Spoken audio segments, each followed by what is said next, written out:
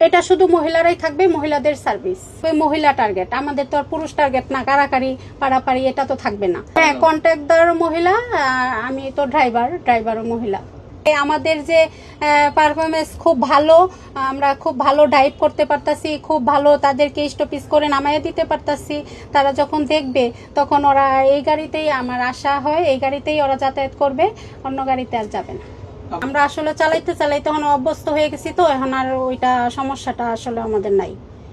মানে ওই গণপরিবহন বলতেছেন, ওই কিছু কিছু গাড়ি আছে ডানের দিকে বেশি চাপতে চায়, কিন্তু আমরা চাবো না যে ডানে। আমাদের যে থাকবে মহিলা টার্গেট, আমাদের তো আর পুরুষ টার্গেট না, কারাকারি পাড়াপাড়ি এটা তো থাকবে না।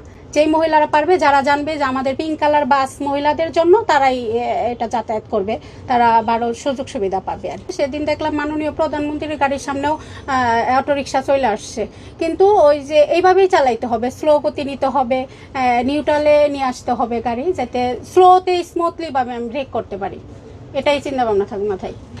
আমি প্রশিক্ষণ নিয়েছি, গাড়ির ডাইপি প্রশিক্ষণ নিয়েছি, তারপর আমি প্রশিক্ষণ দিয়েছি। আমি 2 বছর 1 বছর প্রশিক্ষণ স্টুডেন্টকে ক্লাস করাইছি, তারপরে আরো গাড়িতে প্রশিক্ষণ নিছি, গাড়িতে প্রশিক্ষণ নিয়ে এখানে আসছি। ভাড়া কাটার জন্য কি কি থাকবে আসলে? ভাড়া কাটার জন্য থাকবে, চার্ট থাকবে।